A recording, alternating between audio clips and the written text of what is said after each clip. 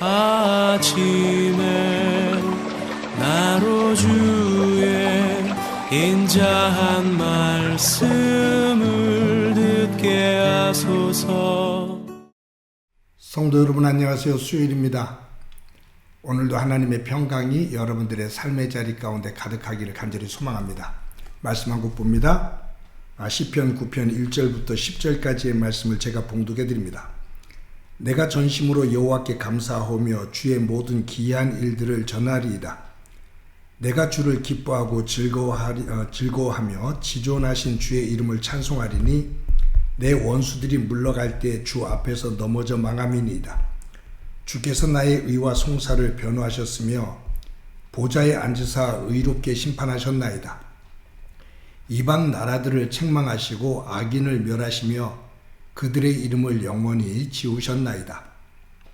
원수가 끊어져 영원히 멸망하였사오니 주께서 무너뜨린 성읍들을 기억할 수 없나이다. 여호와께서 영원히 앉으시며 심판을 위하여 보좌를 준비하셨음이로다. 공의로 세계를 심판하셨으며 정직으로 만민에게 판결을 내리시리로다. 여호와는 압제를 당하는 자의 요새이시요 환난 때의 요새이시로다. 여호와여 주의 이름을 아는 자는 주를 의지하오리니 이는 주를 찾는 자들을 버리지 아니하심이니이다. 아멘. 오늘도 저희들은 큐티를 합니다. 이 큐티라는 단어는 영어 quiet time의 첫 단어를 사용한 거죠. 혼자 조용한 장소, 조용한 시간에 나의 삶을 한번 성찰해 보는 시간이라고 볼 수 있어요. 특히 기독교에서는 이 큐티 시간에 내가 정해진 시간, 정한 시간, 그리고 정한 조용한 장소에서 하나님의 말씀을 중심으로 내 삶을 다시 한번 돌아보는 거죠. 재정립시켜 보는 거예요. 여러분, 우리들은 사람이 다니는 길에 대해서 이야기할 때 대체적으로 보면 바깥으로 나가 활동하는 그러한 생각을 가지고 길에 대해서 이야기를 합니다. 근데 그 길은 바깥으로 나가는 길도 되지만 나갔다가 안으로 들어오는 것도 길이에요. 출입문이잖아요. 문은 바깥으로 나가면 나가는 시발점이 되고요. 들어오면 들어오는 종점이 됩니다. 그래서 문은 나가기도 하고 들어올 수도 있는 문이거든요. 길도 마찬가지예요. 근데 이 큐티는 바깥으로 나가 활동하는 그 활동 속에서 잠시 내 발걸음, 내 몸짓을 멈추고 내 안으로 들어와 보는 거죠. 내 안으로 들어와서 내가 지금 제대로 마음을 가지고 하나님 백성다운 생각을 가지고 그런 마음으로 그런 태도로 내가 내 삶의 자리를 정리해 가고 있는가, 그것을 매 순간 점검하는 거예요.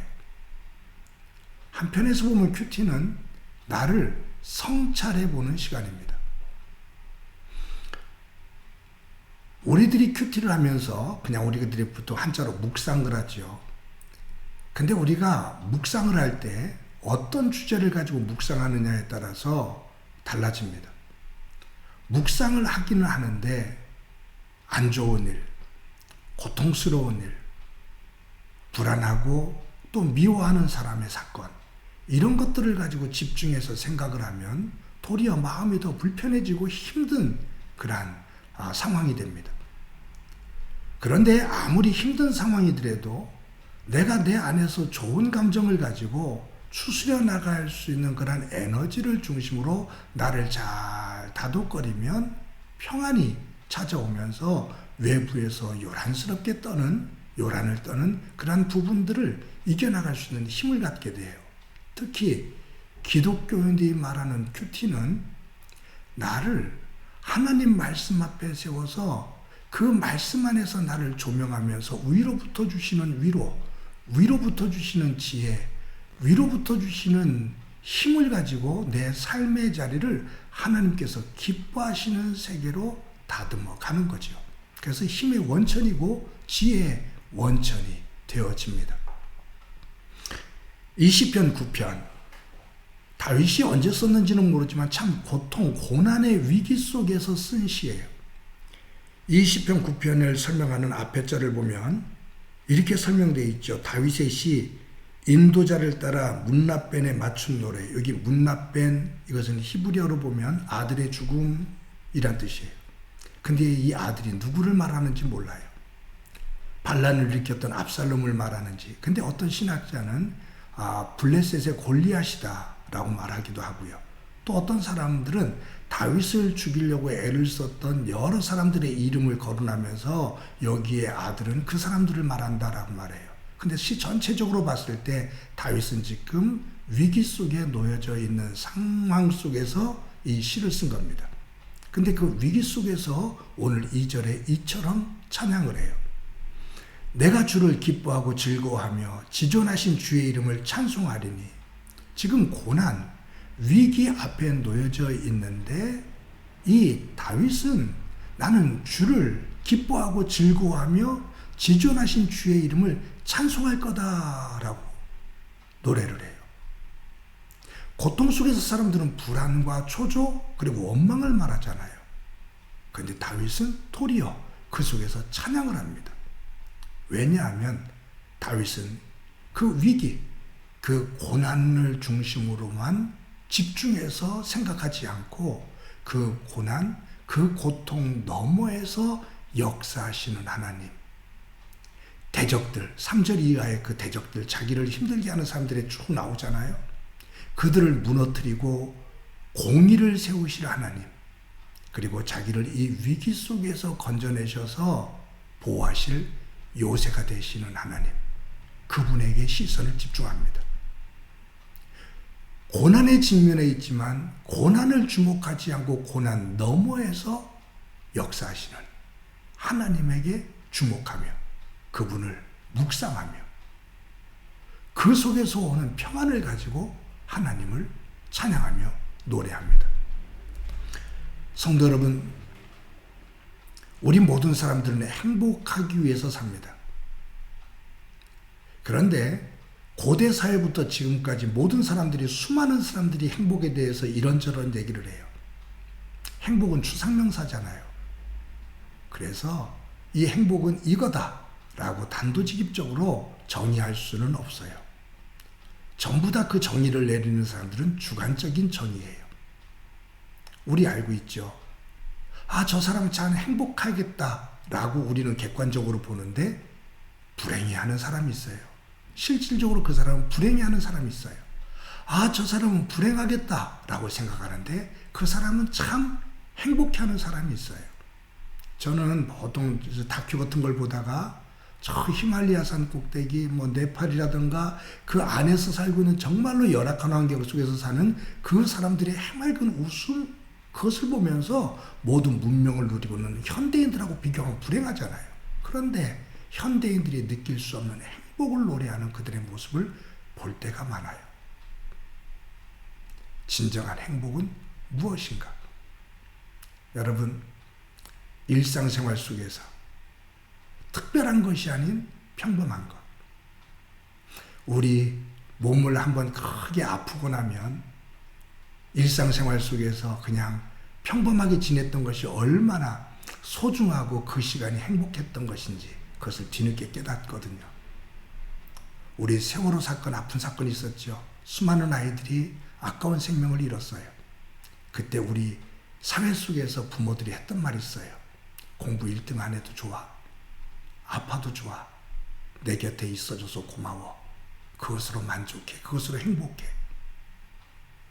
경쟁과 어떤 순위, 매김, 그것이 아닌 그냥 같이 있어주는 것으로 참 행복했다, 하다 표현했는데 그 순간을 망각하니까 다시 또 경쟁 속에 내몰려 불행을 노래하거든요. 사랑하는 성도 여러분, 오늘도 내가 무엇을 주목하느냐에 따라서 내 생각이 달라지고 내 삶이 달라집니다. 오늘 고난 넘어 그 고난을 이기게 인도하시는 하나님을 바라봤던 다윗의 믿음을 가지고 우리의 삶의 자리를 하나님께서 예비하신 진정한 행복, 그 평안을 향해 걸어나가는 소중한 날이 되어지기를 간절히 소망합니다. 한번 기도합니다. 하나님 감사합니다. 오늘도 고난 넘어 나를 지키시며 나를 품으시는 하나님의 세계를 꿈꾸는 다윗의 믿음을 가지고 우리의 삶의 자리를 하나님의 세계로 만들어가는 은혜가 있도록 도와주옵소서. 함께해 주시리라 믿고 예수님의 이름으로 기도드립니다. 아멘.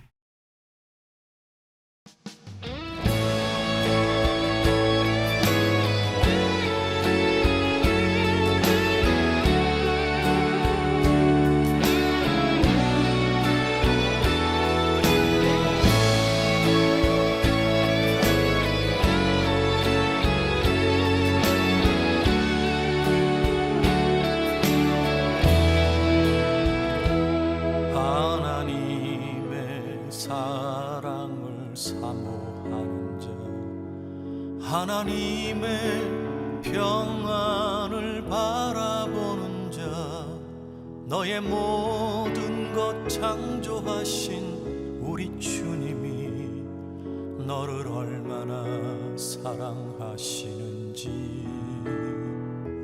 하나님께 찬양과 경배하는 자, 하나님의 선하심을 닮아가는 자, 너의 모든 것 창조하신 우리 주님이 너를 자녀 삼으셨네. 하나님 사랑의 눈으로 너를 어느 때나 하나님 인자한 귀로서 언제나